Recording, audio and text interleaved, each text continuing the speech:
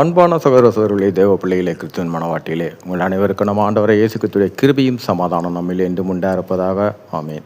இந்த நாளிலும் ஆவியான வெளிப்படுத்துகிற சத்தியத்துக்காக நன்றி செலுத்துவோம். இந்த நாளில் நியாயப்பிரமாணம், கிருபையின் பிரமாணம், இந்த காரியத்தை குறித்து இந்த நாளில் 7ஆம் நாள் உள்ள காரியமாக வேதத்தின்படி பார்க்கிறோம்.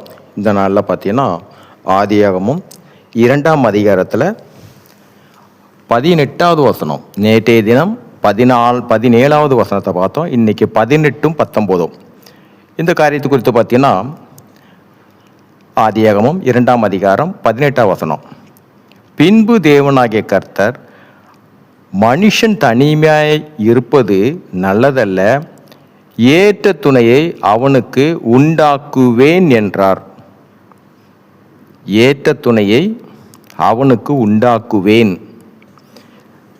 இங்கே காரியத்தை பார்த்தீங்கன்னா ஆதியாகமம் 1ஆம் அதிகாரம் 26வது வசனத்தில் பார்த்தீங்கன்னா மனுஷனை உண்டாக்குவோம் ஆகனாரே, ஆனால் இங்கே உண்டாக்குவேன் என்கிறார்.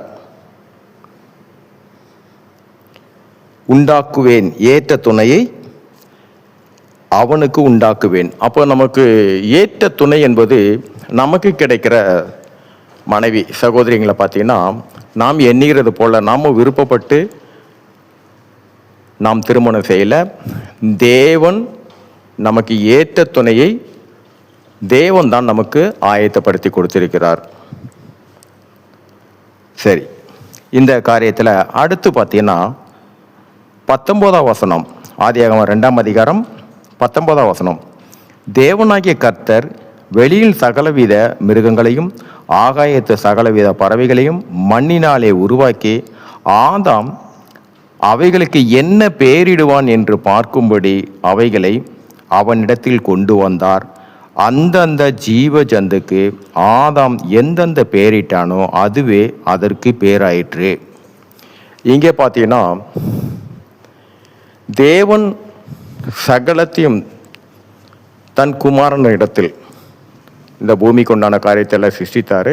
தன் குமாரனை ஒன்றுதான் அவருக்கென்று, குமாரனுக்கென்று, அந்த குமாரனை கொண்டே உண்டாக்கப்பட்டது. தேவன் தன் குமாரனுக்கென்று ஏற்படுத்தினார். அதை யாரை கொண்டு உருவாக்கும்படியாக? அந்த குமாரனை கொண்டுதான், அவரை கொண்டு. இது எல்லாமே சிருஷ்டிக்கப்பட்டது யாருக்கென்றால் இயேசு கிறிஸ்துக்காக. அந்த இயேசு கிறிஸ்துவை கொண்டு சகலத்தையும் உண்டாக்கப்பட்டது. அப்படிப்பட்ட இயேசு கிறிஸ்து சகலத்திற்கும் ஜீவனை கொடுத்து எல்லா அதிகாரமும் அவருக்கு மட்டும்தான் கொடுத்தார் தேவன். ஆனாலும் நம் ஆண்டவராகிய இயேசு கிறிஸ்து, தேவனாகிய கர்த்தர் சகலத்தையும் ஜீவனை கொடுத்தாலும் அது எல்லாமே தான் உருவாக்கின அந்த ஒரு மனுஷன், மண்ணினால உருவாக்கின அந்த மனுஷனுக்கு தான் சகலத்தையும் கொடுத்தார். இந்த பூமியில் இருக்கிறது அனைத்துமே தான் உருவாக்கின அந்த மனுஷனுக்கு தான் அவர் கொடுத்தார். அப்படிதான் அவர் உண்டாக்கின சகலமும், சகல வித மிருகங்களையும் ஆகாயத்து சகலவித பறவைகளையும் மண்ணினாலே உருவாக்கி ஆதாம் அவைகளுக்கு என்னென்ன பெயரிடுவான் என்று பார்க்கும்படி அவைகளை அவனிடத்தில் கொண்டு வந்தார். அந்தந்த ஜீவ ஜந்துக்கு ஆதாம் எந்தெந்த பெயரிட்டானோ அதுவே அதற்கு பேராயிற்று. பாருங்க, எவ்வளோ ஒரு காரியத்தை தேவன் தான் உருவாக்கின அந்த மனுஷனுக்கு கொடுத்தார் என்று. அவன் என்ன பெயர் வைக்கிறானோ அதுதான். அதை முழுமையாக அவன் ஆண்டு கொள்ளும்படியாக இந்த ஒரு மனுஷனுக்கு வேண்டிதான் சகலமும் நம் ஆண்டவராய் இயேசு கிறிஸ்து உருவாக்கி கொடுத்தார்.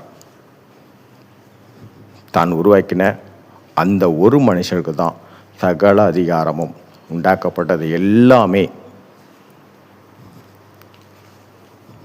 அதனால் நமக்கு கொடுத்த மனைவியை உலகபூர்வமாக, உலகபூர்வ வாசையில் நம்ம அபிஷேகம் பண்ணாமல் உலகப்பூர்வமான வார்த்தையில் நம்ம அபிஷேகம் பண்ணவனால் அந்த வார்த்தை ஏற்ற துணையை நமக்கு கொடுத்தாரே, அவருக்கு தான் நாம் அபிஷேகமாக, உலக வார்த்தையில் அபிஷேகமாக வார்த்தையில் அது தேவனுக்கு விரோதமான காரியமாக இருக்குது. ஏன்னா நமக்குன்னு ஒரு துணையை அவர் கொடுத்தது அவருடைய காரியத்தின்படி தான். யார் ஏற்ற துணை என்று, ஆதாமுக்கு ஏற்ற துணை ஏவாள் என்று ஏற்படுத்தினதே நம் தேவன். அதே போல் இந்த ஆதாமுக்கும் தெரியாது நமக்கு இப்படி ஒரு துணை வரும் என்று. அதே போல் தேவனால் எல்லாமே கூடும் என்றால் ஒரு விழா எலும்பிலிருந்தும் ஒரு மனுஷியை அவரால் உருவாக்க முடியும்.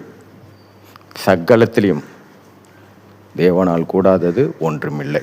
சரி, இந்த நாளை குறித்து ஏற்ற துணையை குறித்து வெளிப்படுத்தினார். நீ நாளைய தினம் ஆவியானவர் சித்தத்தின்படியே 2ஆம் அதிகாரம் ஆதியாகமம் 20வது வசனத்தை ஆவியானவர் வெளிப்படுத்துகிற சத்தியத்தின்படியே நாம் அறிந்து கொள்வோம். சரி, இந்த நாள் ஆவியானவர் வெளிப்படுத்தின வார்த்தைக்காக நன்றி செலுத்துகிறோம். இந்த காரியத்தின் மூலம் எல்லாவற்றிலும் மூவரிலும் ஒருவராக இருக்க தேவனே, உம்முடைய நாமம் ஒன்றுக்கே மகிமை உண்டாதாக. ஆமென்.